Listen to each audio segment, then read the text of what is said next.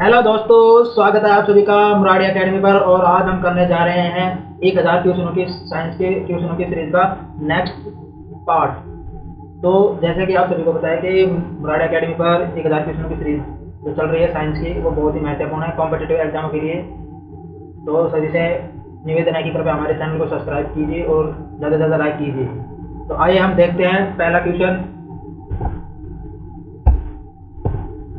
ऊष्मा के जूल के नियम के अनुसार सर्किट में उत्पन्न ऊष्मा कुछ कारकों पर निर्भर करती है, इनमें से किसे आरोपित किया जा सकता है? यानी कि जो ऊष्मा है, जूल के नियम के अनुसार जो ऊष्मा है वह किन किन कारकों पर निर्भर करती है? ऑप्शन है सर्किट में प्रवाहित धारा, धारा चालक का प्रतिरोध, इसमें धारा के प्रवाहित होने की समय अवधि, या चालक का प्रतिरोध, या धारा और धारा में प्रवाहित होने की समय अवधि।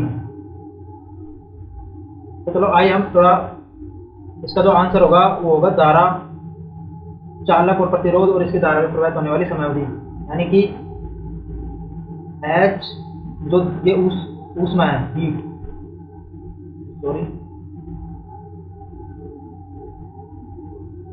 हीट है, ये हीट,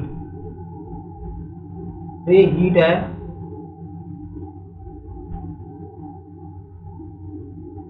यानी कि हम इसको करेंगे ऊष्मा।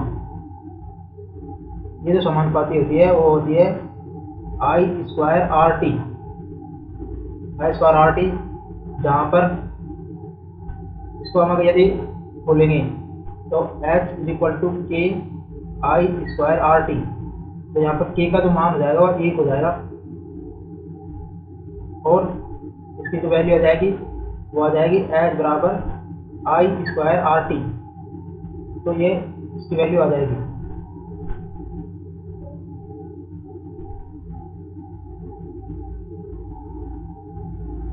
तो H बराबर आई स्क्वायर आर टी। तो जैसे कि आप सभी को पता है कि धारा धारा दे रखी है आई, आर प्रतिरोध है और टी तो समय अवधि है वो है। चलो आइए हम एक बताते हैं कि ऊष्मा जो होती है, ऊष्मा का जूल नियम, इसको एक अन्य नाम से भी जानते हैं, वो भी ध्यान रखिए, ऊष्मीय प्रभाव। ऊष्मीय प्रभाव, इसका एक और नाम है, उसका नाम है विद्युत धारा का तापीय प्रभाव। विद्युत धारा का तापीय प्रभाव, तापीय प्रभाव। तो चलिए देखते हैं। जैसा कि आप सभी को बताया कि एक सर्किट है, इसको यहाँ उतार लेंगे, यहाँ पे ये एमीटर लगा देंगे और ये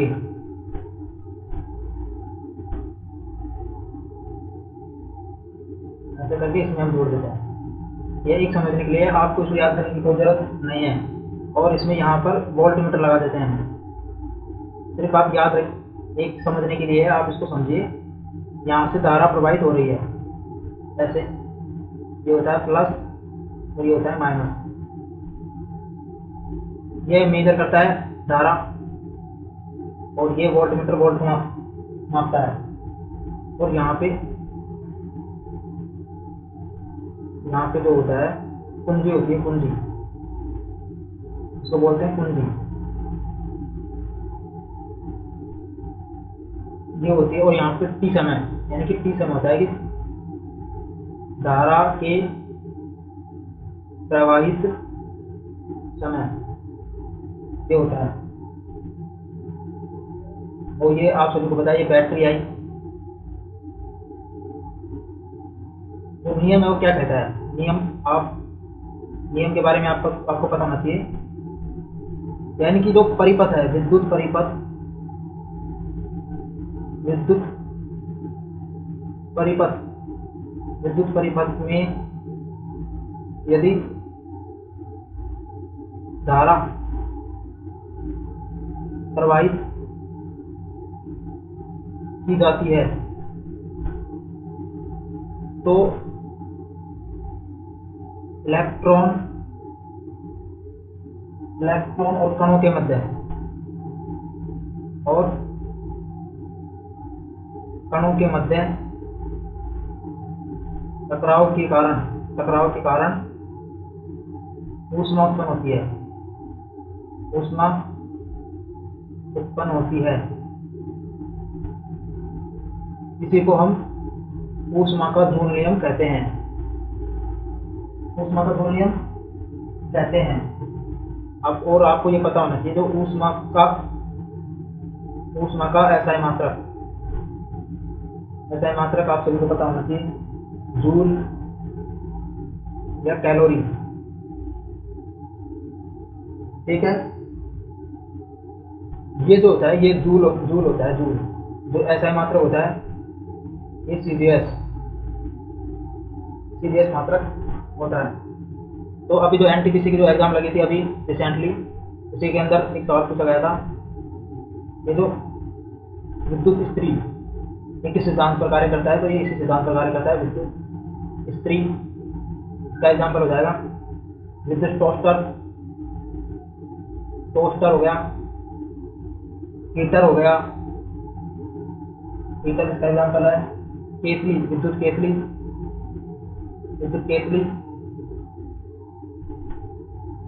ये इनके मतलब जो नियम से चलते हैं, ये इसी नियम से चलते हैं, जूल के नियम के आधार पर ही काम करते हैं। तो आपको सिर्फ ये याद रखने हैं, ये एग्जाम्पल जो कि बहुत इंपॉर्टेंट है, ये एग्जाम्पल रखने हैं और ये इस तरह को याद रखना है, यानी कि H बराबर I²RT, ये याद रखना है आपको। इससे डायरेक्ट क्वेश्चन भी पूछे जाते हैं। तो चलिए देखते हैं नेक्स्ट क्वेश्चन। Na2O यानी कि Na2 कौन सा ऑक्साइड है? ऑप्शन है क्षारीय ऑक्साइड है या फिर निष्क्रिय है, मतलब अम्लीय, निष्क्रिय या क्षारीय या उभयधर्मी। तो जो इसका आंसर जो होगा वो होगा क्षारीय ऑक्साइड। ये Na2O जो होता है वह क्षारीय होता है, क्षारीय ऑक्साइड। क्योंकि आप सभी को पता है यहाँ पे Na जो है वह एक धातु है। तो यहाँ पे लिख लीजिए, जो धातु के ऑक्साइड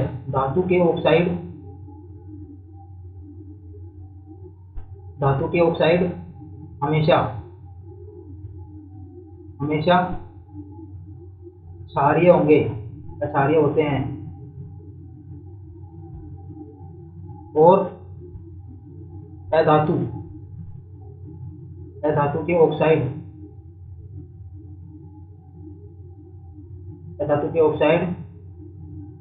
हमेशा अम्लीय होते हैं।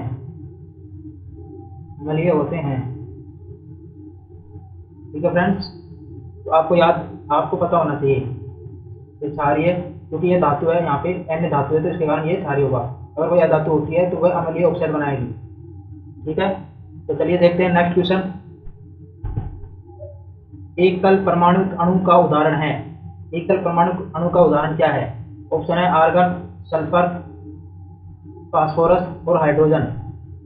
तो इसका क्या आंसर होगा? ऑप्शन भी है, आर्गन है, सल्फर है, फास्फोरस है और हाइड्रोजन है। तो आपको पता है एकल परमाणु अणु जो होता है वह आर्गन होता है। आर्गन हमेशा ऐसे ही दर्शाया जाएगा। जो सल्फर होगा वो H2 के रूप में, फास्फोरस P4 के रूप में और हाइड्रोजन H2 के रूप में दर्शाया जाएगा। तो बात करते हैं हम आर्गन की। तो आर्गन एक निष्क्रिय जो वर्ग होता है उसके अंदर आता है। आपको पता है शून्य वर्ग, जिसे हम शून्य वर्ग के नाम से जानते हैं, शून्य वर्ग या निष्क्रिय गैस वर्ग, जिसमें 6 तत्व हैं और जिसे 18वें वर्ग के तत्व कहते हैं। इसे 18वें वर्ग के तत्व हैं ये सब। जो आर्गन होता है वह एक स्थायी होता है। इसके मतलब बाह्यतम कोश पूर्णतः भरा होता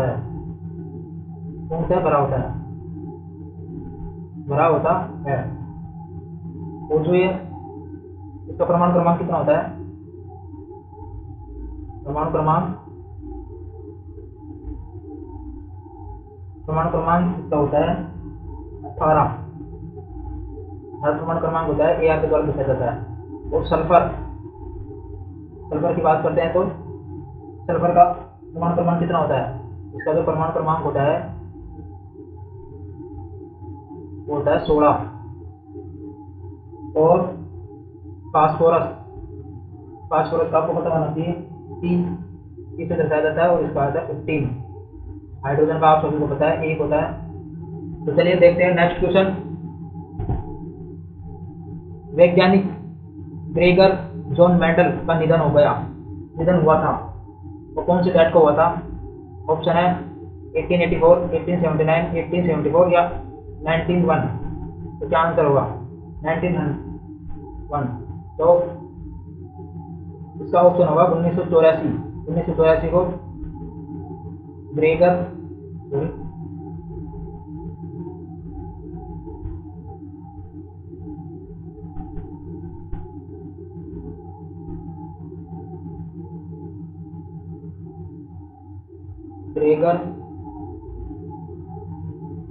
जॉन मेंडल, ये अनुवांशिकी के पिता कहे जाते हैं। अनुवांशिकी के पिता कहे जाते हैं।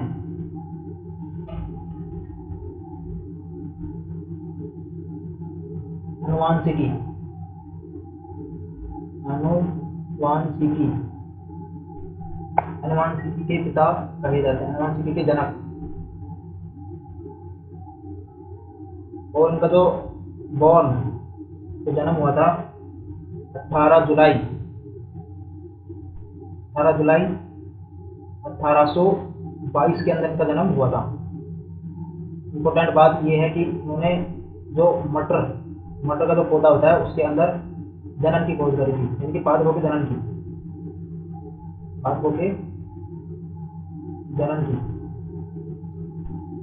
तो याद रखिएगा ग्रेगर जॉन मेंडल ये बहुत ही महत्वपूर्ण है, अनुवांशिकी के जनक कहे जाते हैं। और पादपों में जो मटर होता है उस पर उन्होंने प्रयोग किए थे। तो चलिए देखते हैं नेक्स्ट क्वेश्चन। ए ब्लॉक के तत्व को कहा जाता है? ऑप्शन है क्षारीय मृदा धात्वी, संक्रमण तत्व, अंतर संक्रमण तत्व और क्षारीय धातुएं। तो पहले तो आपको पता होना चाहिए एफ ब्लॉक लैंथेनॉइड और एक्टिनॉइड तत्वों को कहा जाता है। आप सभी को पता है ऐसे होते हैं, ये एक पीरियोडिक टेबल है तो यहाँ पे भी ऐसे होते हैं।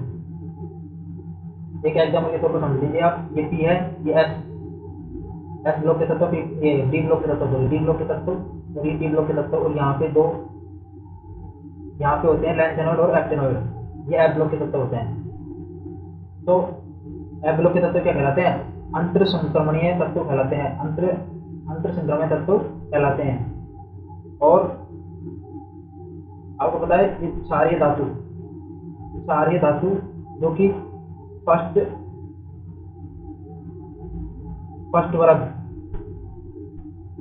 वर्ग के अंदर आते हैं ये सब। और पहला वर्ग होता है उसके अंदर सारे धातुएं थी, ये आता है सेकंड वर्ग के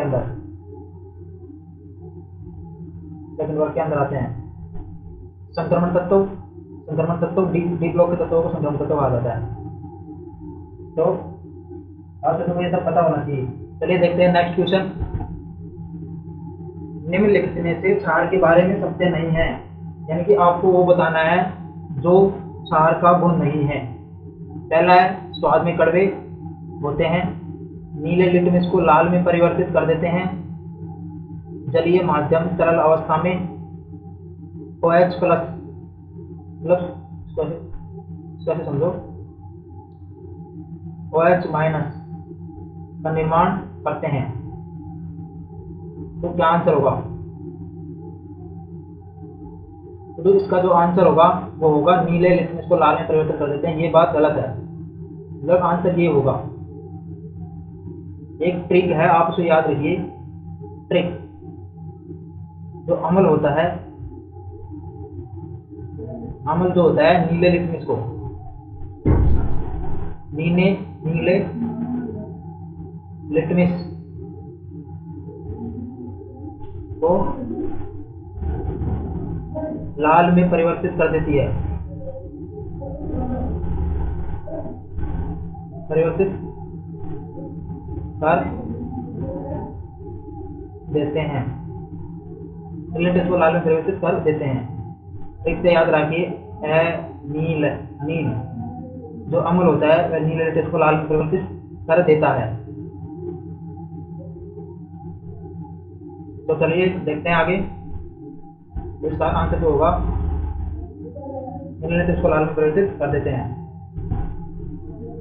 हृदय मेम्ब्रेन की दो परतों से ढका होता है, इन झिल्लियों को क्या कहा जाता है? हृदय हार्ट जो दो झिल्लियों के द्वारा ढका रहता है, उन झिल्लियों को क्या कहा जाता है? पल्मोनरी मेम्ब्रेन, पेरिकार्डियल मेम्ब्रेन, केवल मेम्ब्रेन या सिस्टेमेटिक मेम्ब्रेन। तो इसका क्या आंसर होगा? तो इसका जो आंसर होगा वो होगा पेरिकार्डियल मेम्ब्रेन, इसका ये आंसर होगा। चलो तो हम बात करते हैं हृदय के बारे में। हृदय हृदय हृदय एक पंप अंग है। क्या एक पंप अंग है? मतलब इसके द्वारा ब्लड को तेजी से प्रवाह होने के लिए पंप किया जाता है इसके द्वारा। ठीक है। और ये जो होता है, इसका जो आकार होता है मांसल और शंक्वाकार शंक्वाकार शंक्वाकार अंग है। ठीक है।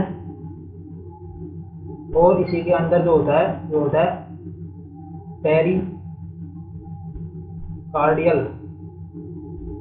पेरिकार्डियल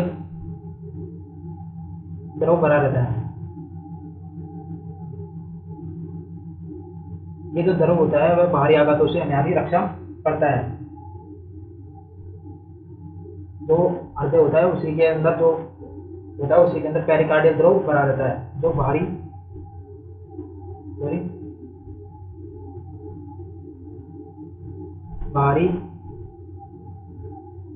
आघातों से रक्षा करता है। ठीक है।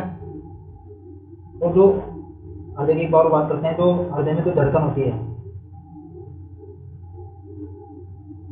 धड़कन के दौरान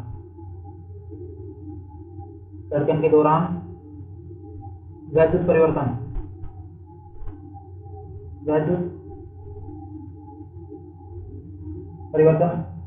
परिवर्तनों का रिकॉर्ड,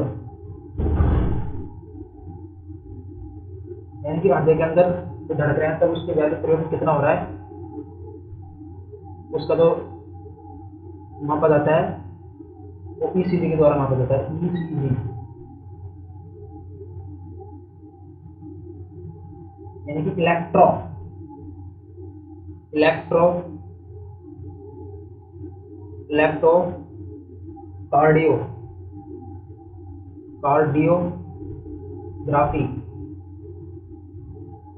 इलेक्ट्रोकार्डियोग्राफी ईसीजी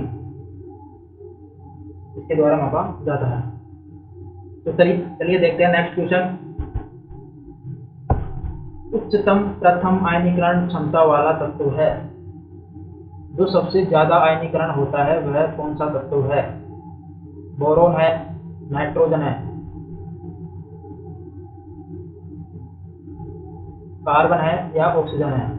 तो जो इसका आंसर होगा नाइट्रोजन सबसे ज्यादा आयनीकरण क्षमता वाला तत्व है। देखते हैं नेक्स्ट क्वेश्चन। गति को कहा जाता है,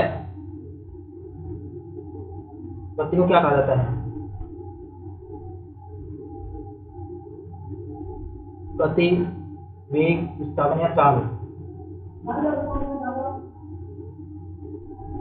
यानी कि स्थिति में परिवर्तन। ये थोड़ी गलत है, इसको थोड़ा काटो, दूसरा में मिस्टेक है, इसमें लिखो। यानी कि स्थिति में परिवर्तन की दर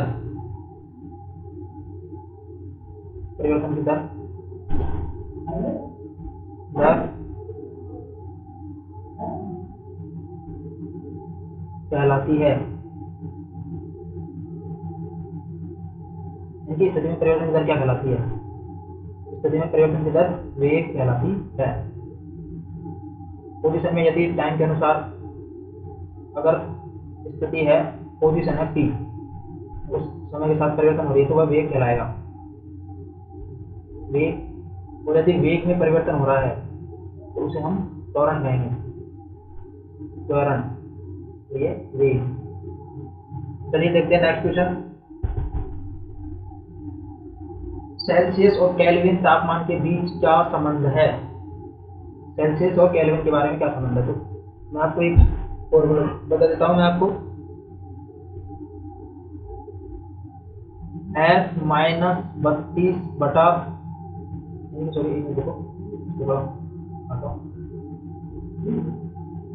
K माइनस 273 बटा 100 बराबर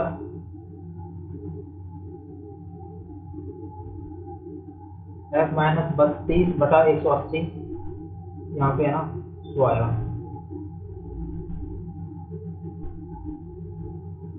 C अपॉन 100 और R अपॉन 80, ये एक फॉर्मूला होता है जिसे आप याद रख सकते हैं। तो यदि यहाँ पे ये होता है रूमर, अभी मतलब इसका उपयोग नहीं किया जाता है, ये होता है सेल्सियस, ये होता है फ़ारेनहाइट, इसको बोलते हैं फ़ारेनहाइट, फ़ारेनहाइट। ये होता है केल्विन।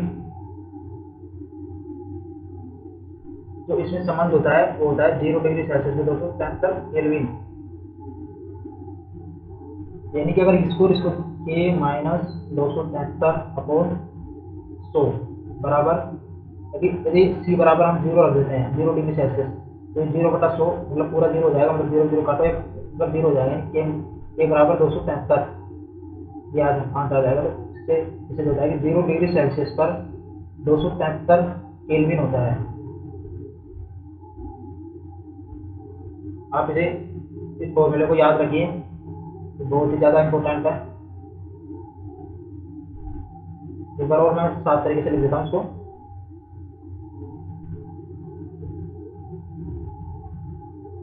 आपकी सुविधा के लिए इसको थोड़ा साफ तरीके से लिख देते हैं। यानी कि K माइनस 273 बटा 180 बराबर F माइनस 32 बटा 180 C अपॉन 100 और R अपॉन 80। इसमें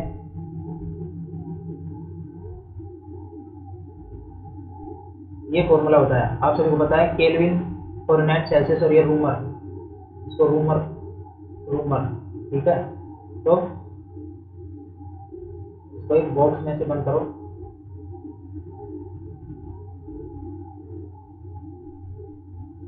तो चलिए देखते हैं नेक्स्ट क्वेश्चन। समवहनी ऊतक वाले पहले जमीनी पौधे थे, मतलब पहले कौन से समवहनी ऊतक पहले जमीनी पौधे थे? ऑप्शन है ब्रायोफाइटा, थैलोफाइटा, शैवाल और टेरिडोफाइटा।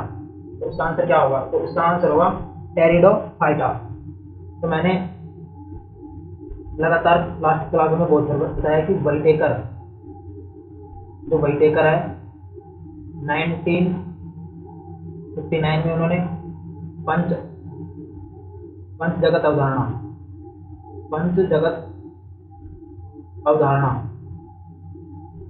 अवधारणा दी थी, जिसमें 5 किंगडम थे। बताने की आवश्यकता नहीं है, लास्ट 2 या 3 क्लासों में मैंने लगातार इसको बताया।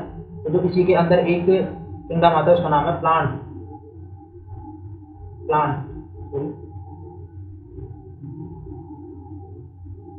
जो किंगडम है, इसी को भागों में बांटा जाता है। पहला तो होता है थैलोफाइटा, दूसरा होता है ब्रायोफाइटा, तीसरा होता है टेंक्रियोफाइटा। ये तीन डिवाइडेशन हो जाते हैं इसके। मतलब सेंचुरी होता है ना, किसी को भी 3 भागों में बांटा जाता है। ये होता है टेरिडोफाइटा। टेरिडोफाइटा टेरिडोफाइटा होता है। फिर एक होता है आवर्तबीजी। आवर्तबीजी। दूसरा जो होता है वो होता है अनावर्तबीजी। अनावर्तबीजी। अनावर्तबीजी। तो इन्हीं में से होता है टेरिडोफाइटा। ये किसका भाग होता है? प्लांट। प्लांट में भी टेरिडोफाइटा का एक पार्ट होता है। तो संवहनी ऊतक वाले जो जमीनी पौधे होते हैं वो टेरिडोफाइटा के अंदर आते हैं। ऑप्शन होगा डी। तो चलिए देखते हैं नेक्स्ट क्वेश्चन।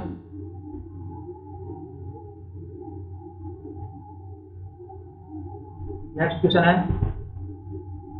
यदि प्रतिरोध बढ़ता है तो धारा होगी शून्य हो जाएगी, दुगनी हो जाएगी, कम हो जाएगी या स्थिर रहेगी? तो इसका आंसर क्या होगा?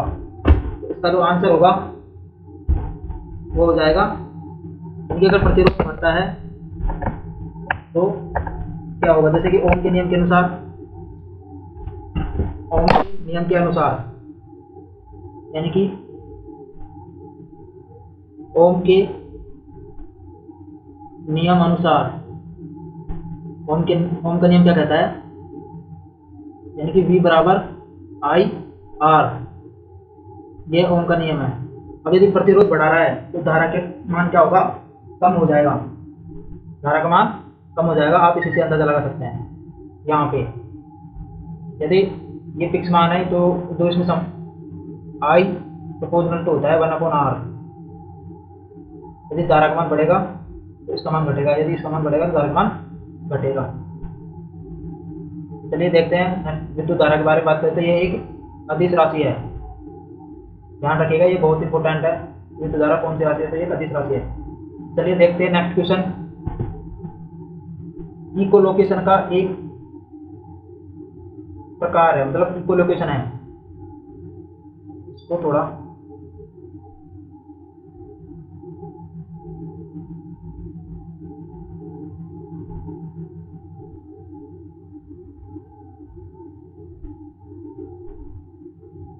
मतलब जो लोकेशन दिखा देता है, जो लोकेशन उनको पता लगाता है वो कौन सा है? कंपन, आवर्ती, रडार या सोनार।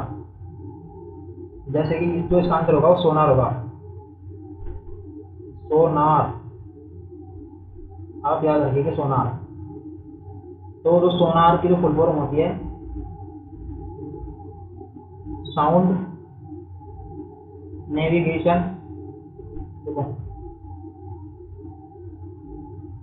नेविगेशन नेविगेशन नेविगेशन रेंजिंग, ये इसकी फुल फॉर्म होती है।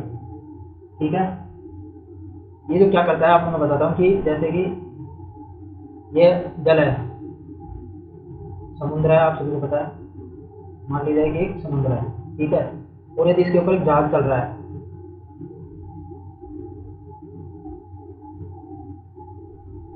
ये एक जहाज चल रहा है,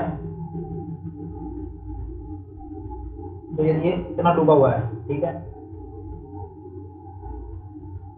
तो ये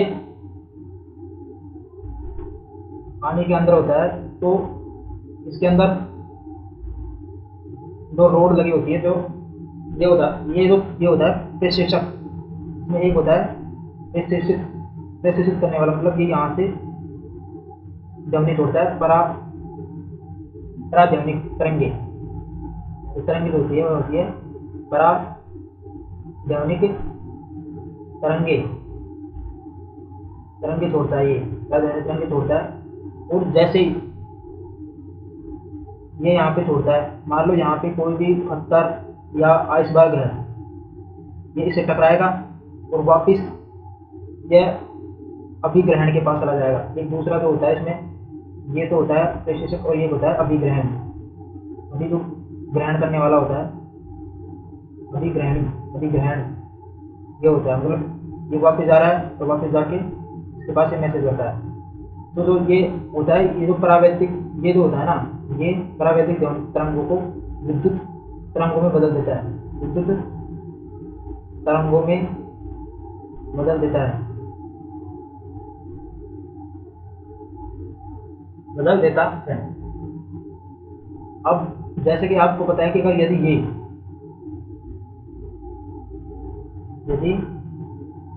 यदि ये डी दूरी है, डी दूरी है यहाँ से यहाँ तक की, और यदि इसमें टाइम लग रहा है टी, तो एक तो ये दूरी हो गई और एक ये दूरी हो गई, तो डी डी 2D हो जाएगा। तो यानी कि 2D इज इक्वल टू होता है, यदि अगर आवर्ती विवेक से जा रही है तो v इंटू टी, एक, इससे हम पता कर सकते हैं कि वह कितनी दूरी पर स्थित है। तो इससे देखो सोनार से आपको पिंड की दूरी पता चलेगी, चाल पता चलेगी, दिशा आपको पता चलेगी, ये आपको पता होना चाहिए। तो चलिए देखते हैं नेक्स्ट क्वेश्चन। तो दोस्तों आपको पता होना चाहिए सोनार हो गया और रडार, रडार भी आप याद रखिएगा, ये भी एक कोई भी वस्तु आ रही है उसका ही पता लगा लेता है। चलिए देखते हैं नेक्स्ट क्वेश्चन। प्रबल अम्ल और प्रबल क्षार के लवणों का पीएच मान होता है, प्रबल अम्ल और प्रबल क्षार के लवणों का पीएच मान कितना होता है? तो इसका आंसर होगा 7 इसका आंसर होगा। प्रबल अम्ल आप सभी को पता है H2SO4 अम्लों का राजा, इसका नाम जानते हैं कि अम्लों का राजा, अम्लों का राजा। और एक और है HCl हाइड्रोक्लोरिक एसिड। और प्रबल क्षार है NaOH, यह एक प्रबल क्षार है। तो चलिए देखते हैं नेक्स्ट क्वेश्चन। लवणीय मृदाओं को किस विधि से सुधारा जा सकता है? लवणीय मृदा को किस विधि के द्वारा सुधारा जा सकता है? ऑप्शन है निस्पंदन, पायराइट, जिप्सम का प्रयोग या चूना का प्रयोग।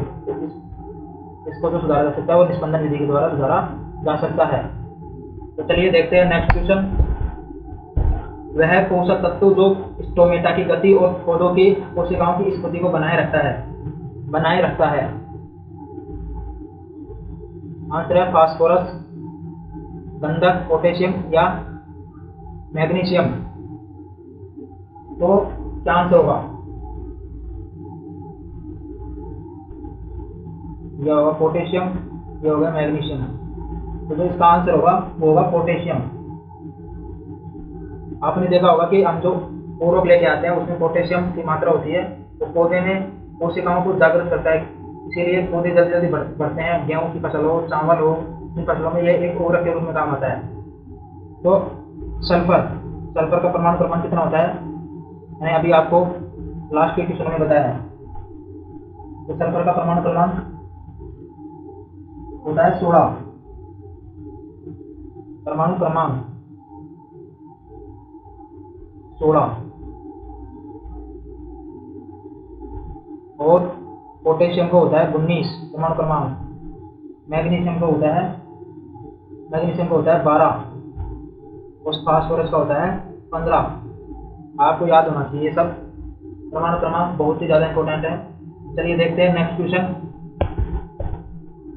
गाय के दूध के पीला होने का क्या कारण है? मतलब किस कारण की वजह से गाय का दूध पीला हो जाता है?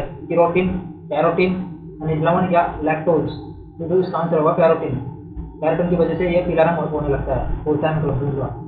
तो कैरोटीन गाजर में पाया जाता है, गाजर में कैरोटीन की मात्रा बहुत अधिक पाई जाती है। इसी के कारण आपको पता है कि जो विटामिन ए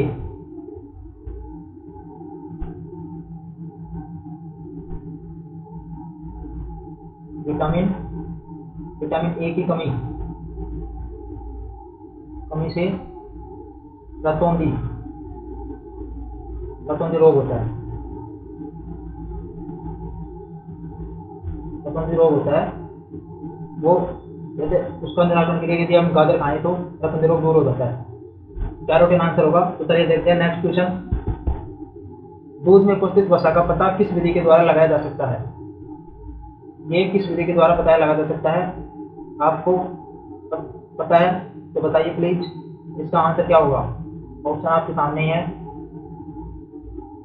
तो इसका आंसर जो होगा वो होगा गर्बर। आपको सिर्फ ये पता होना चाहिए गर्बर। यदि आपको गर्बर जो एक मशीन आती है, ये एक मशीन है, उसके द्वारा पता लगा सकता है। आप नेट पे सर्च कर सकते हैं गर्भर मशीन, आपको पता चल जाएगा, नीचे देख लीजिएगा आप। तो चलिए देखते हैं नेक्स्ट क्वेश्चन। किस पशु के दूध में इंसुलिन की मात्रा, इंसुलिन जो होता है उसकी मात्रा सबसे ज्यादा होती है? अब आंसर क्या होगा, आंसर बताइए प्लीज। इसका जो आंसर होगा वो होगा ऊँटनी। ऊँटनी में इंसुलिन की मात्रा सबसे ज्यादा होती है उसके दूध के अंदर। इंसुलिन आप सभी को पता है, इंसुलिन हार्मोन की कमी से मधुमेह रोग हो जाता है, मधुमेह, डायबिटीज। और ये जो इंसुलिन हार्मोन है ये कहाँ से निकलता है? ये होता है अग्नाशय से निकलता है, अग्नाशय से निकलता है ये इंसुलिन हार्मोन। चलिए देखते हैं नेक्स्ट क्वेश्चन। पशु में गलघोटू बीमारी का कारण है, पशुओं में गलघोटू बीमारी का कारण क्या है? मतलब गलघोटू बीमारी होती है वो किसके कारण होती है, आप तो इतना समझ लीजिए। और ये पशुओं के अंदर होती है। ऑप्शन है जीवाणु, फफूंद, वायरस जिसे विषाणु कहते हैं, और प्रोटोजोआ। तो जो इसका आंसर होगा वो होगा विषाणु। तो जो आंसर होगा वो होगा विषाणु। विषाणु के कारण यह होती है। तो चलिए देखते हैं नेक्स्ट क्वेश्चन। क्लोरोएथेन का सामान्य नाम क्या है? क्लोरोएथेन का सामान्य नाम क्या है?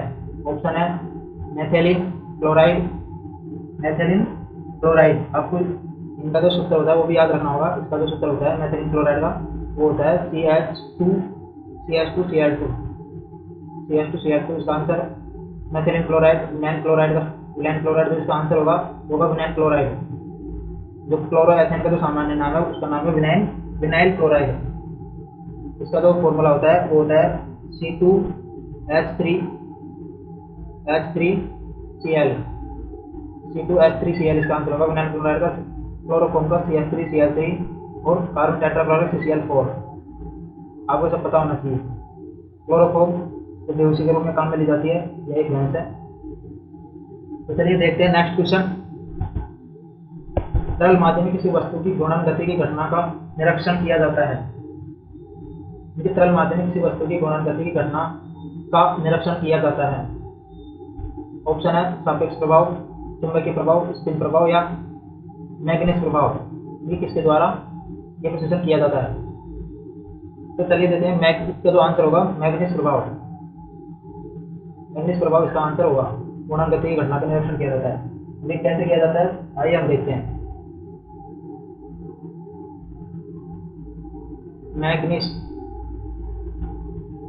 मैग्नेस प्रभाव से इसको थोड़ा बाहर गलत जा रहा है। मैग्नेस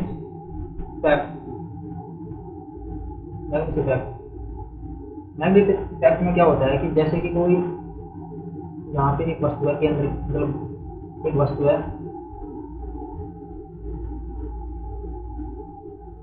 और इसके जो चारों तरफ ये पानी के अंदर है, मतलब ये द्रव यहाँ पे चारों तरफ द्रव भरा पड़ा है, मतलब द्रव के अंदर की तरफ है ये द्रव है।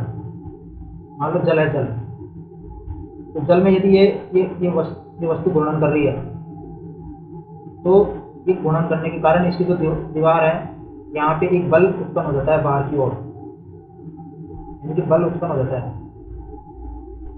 बल उत्पन्न हो जाता है। और इसी बल को हम मैग्नेस प्रभाव कहते हैं।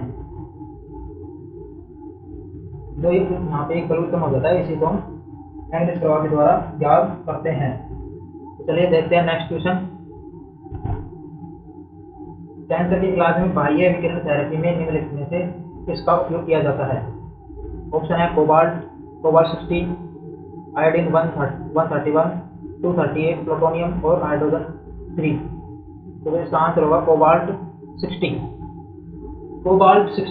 कोबाल्ट जो होता है उसके बारे में भी हम जान लेते हैं। कोबाल्ट जो प्रतीक होता है CO, ठीक है।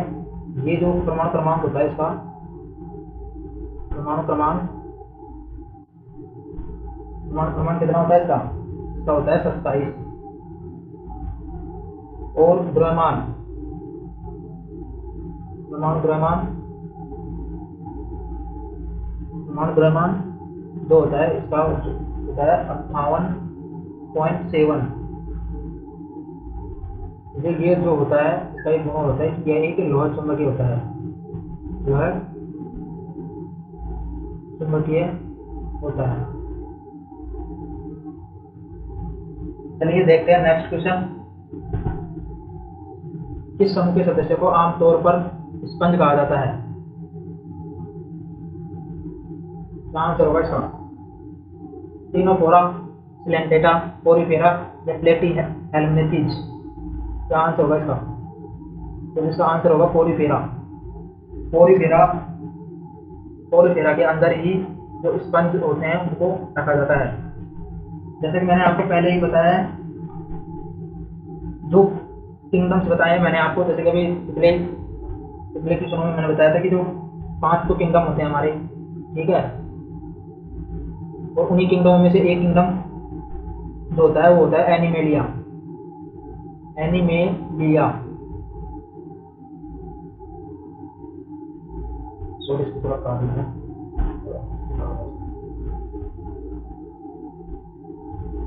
एक इनमें से जो एक है उसका नाम है एनिमेलिया। एनिमेलिया एनिमेलिया है। जो एनिमेलिया है उनको 2 भागों में बांटा जाता है। एक तो होता है नॉन कार्डेटा, यानी कि नॉन कार्डेटा कार्डेटा, और एक होता है कार्डेटा कार्डेटा। तो जो ये दो होते हैं ना, नॉन कार्डेटा, इन्हीं के अंदर 8 भाग होते हैं। तो 8 भागों में से एक होता है पोरीफेरा, जहाँ पर स्पंज उपस्थित होते हैं। इन 8 में से एक तो यही होता है प्लेटीहेल्मिन्थीज, एक होता है निडेरिया हो गया, प्लेटीहेल्मिन्थीज और एस्केहेल्मिन्थीज। एक तो ये होता है और एक होता है एस्केहेल्मिन्थीज। एस्केहेल्मिन्थीज होता है मोलस्का होता है इकाई, नोडमेटा होता है, ऑर्थोपोडा होता है। तो ऐसे करके 8 होते हैं। तो ये आपको तो इम्पोर्टेंट रखना है कि ये स्पंज जहाँ पर ही पाए जाते हैं। चलिए देखते हैं नेक्स्ट क्वेश्चन। कोशिकांगों में पाए जाने वाले 2 बेलनाकार संरचनाएं जिन्हें सेंटेरियोल कहा जाता है, निम्नलिखित में से कौन सी है? इसका क्या आंसर होगा? ऑप्शन है कशाम्बिका, सालिया, सीलिया, सेंट्रोसोम या राइबोसोम। तो इसका क्या आंसर होगा? तो चलिए हम फिर देखते हैं। इसका जो आंसर होगा वो होगा सेंट्रोसोम। सेंट्रोसोम इसका आंसर होगा। इसका आंसर होगा सेंट्रोसोम। चलिए देखते हैं नेक्स्ट क्वेश्चन। जलीय दाब द्वारा कौन सा तनाव उत्पन्न किया जाता है? जलीय दाब द्वारा कर्तन तनाव उत्पन्न किया जाता है, जलीय तनाव उत्पन्न किया जाता है, अनुदैर्ध्य या आयतनिक। तो जो इसका आंसर होगा वो होगा आयतनिक। आयतनिक तनाव उत्पन्न किया जाता है। दाब के बारे में मैंने पिछले सेशन में बताया आपको। जो दाब होता है, प्रेशर जो होता है वो होता है इनकी जो बल है वह कितने क्षेत्रफल पर लग रहा है, यानी कि एक कम क्षेत्रफल लगने वाले बल को हम दाब कहते हैं। और इसका जो मात्रक होता है, मात्रक क्या होता है, इनकी बल का मात्रक क्या होता है? Newton upon metre square, simple. और इसको खोल के लिख सकते हैं तो लिख सकते हैं। तो चलिए देखते हैं नेक्स्ट क्वेश्चन। इसका जो आंसर होगा जलीय दाब वो आयतनिक तनाव उत्पन्न करता है। श्वसन ऑक्सीजन की सहायता से ऊर्जा उत्पादन की एक प्रक्रिया है। वायुजीवी, एरोबिक, अवायवीय, स्वयंपोषी या परपोषी? तो इसका आंसर होगा वायवीय होगा। चलिए देखते हैं थोड़ा सा इसके बारे में।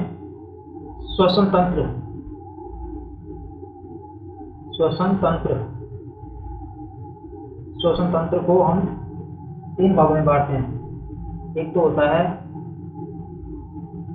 बाह्य श्वसन, एक जो होता है गैसों का परिवहन, भैंसों का परिवहन, और एक जो होता है आंतरिक परिवहन, आंतरिक श्वसन। तो जो ये आंतरिक जो श्वसन होता है, ये आंतरिक श्वसन के ही पार्ट होते हैं। एक तो होता है वायवीय, वायुवीय, वायुवीय, वायुवीय, वायुवीय, और एक होता है अवायवीय, अवायवीय। इसको बोलते हैं अनऑक्सी, अनऑक्सी श्वसन, अनऑक्सी श्वसन, इसको बोलते हैं ऑक्सी श्वसन, ऑक्सी श्वसन। तो ऑक्सी जो श्वसन होता है वो होता है ऑक्सीजन की उपस्थिति में, यानी कि O2 की उपस्थिति में, ये अनुपस्थिति में, यानी कि O2 की अनुपस्थिति में, इसमें ग्लूकोज का पूर्ण ऑक्सीकरण होता है, मतलब ग्लूकोज का पूर्ण ऑक्सीकरण, ऑक्सीकरण होता है।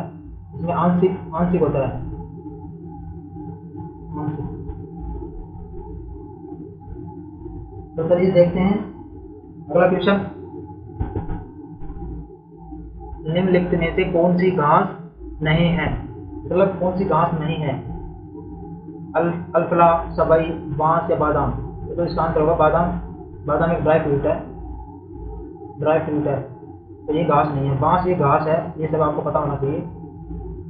यह पहले एक पौधा था, लेकिन इसको बाद में वो घास घोषित कर दिया गया। तो चलिए हम देखते हैं अगला क्वेश्चन। पानी की बूंदों के रूप में नमी के स्राव को होने को कहा जाता है। पानी की बूंदे के रूप में, पानी की बूंदे के रूप में नमी के स्राव को कहा जाता है। नमी स्राव होता है, उसको क्या कहा जाता है? यहाँ पे इसको हटाओ, गलत लिखा है, यहाँ पे सी करो, उसको करो वृष्टि। तो उसका आंसर होगा वृष्टि, आंसर होगा इसका। यानी कि पानी की बूंदे यदि नमी के रूप में स्रावित हो रही है तो उसे हम वृष्टि कहते हैं। चलिए देखते हैं नेक्स्ट क्वेश्चन। विद्युत में KCl का पूर्ण रूप क्या है? KCl, KCl। तो आज हम KCl के बारे में कुछ जानकारी लेंगे। तो KCl यानी कि किरचॉफ का नियम, किरचॉफ, किरचॉफ, किरचॉफ का नियम, किरचॉफ करंट, करंट लॉ, ये इसका फुल फॉर्म होगा। ठीक है, KCl, KCl। अब जानते हैं किरचॉफ का नियम क्या है। किरचॉफ का जो नियम है, तो इसका किरचॉफ का नियम, किरचॉफ का करंट नियम, ये आंसर होगा इसका। अब देखते हैं जटिल, जटिल परिपथ। तो जटिल परिपथ होता है, जटिल परिपथों में धारा, धारा का वितरण, धारा का वितरण। ठीक है, इन्होंने दो नियम दिए थे, फर्स्ट लॉ और सेकंड लॉ। ये दोनों 1845 के अंदर दिए थे। ठीक है, तो मतलब जो नियम है वो देख लेते हैं एक बार। नियम आपको बता देता हूँ। यानी कि विद्युत परिपथ, विद्युत परिपथ में किसी भी संधि पर मिलने वाली सभी धारा, यानी कि किसी संधि पर मिलने वाली धारा, मिलने वाली धारा का बीजगणितीय रूप, बीजगणितीय रूप, योग नहीं, सॉरी, इसको योग करो, योग, योग शून्य होता है। ठीक है, इसका थोड़ा देख लेते हैं। जैसे कि ये है, ये एक संधि पॉइंट है। यदि यहाँ से धारा आ रही है, मान लो धारा जो है इधर की तरफ आ रही है, इसको से तो ये है I1, ठीक है। एक धारा यहाँ से इसी संधि की ओर जा रही है, इसको बोलते हैं I2। और मान लो यदि धारा जो है यहाँ से निकल रही है, यहाँ से भी यदि निकल रही है तो ये होगा I3, ये होगा मतलब इसको लिखते हैं 5 और इसको यहाँ पे लिखते हैं 4, सॉरी तो इसको लेना है I4 या I5 ऐसे। अब जो अंदर की तरफ जो आ रही है उनका योग करेंगे पहले, I1 प्लस I2 इक्वल जो होगी वो I3 plus I4 plus I5। इसमें ये इंपॉर्टेंट है, इनका जो योग होगा वो शून्य होगा, ठीक है दोस्तों। तो आज के लिए इतना ही। हमारे YouTube चैनल को सब्सक्राइब कीजिए, लाइक कीजिए और शेयर कीजिए। आप सभी का धन्यवाद वीडियो देखने के लिए। तो ऐसे ही वीडियो देखने के लिए हमारे YouTube चैनल को सब्सक्राइब कीजिए। आप सभी का धन्यवाद। Thank you so much.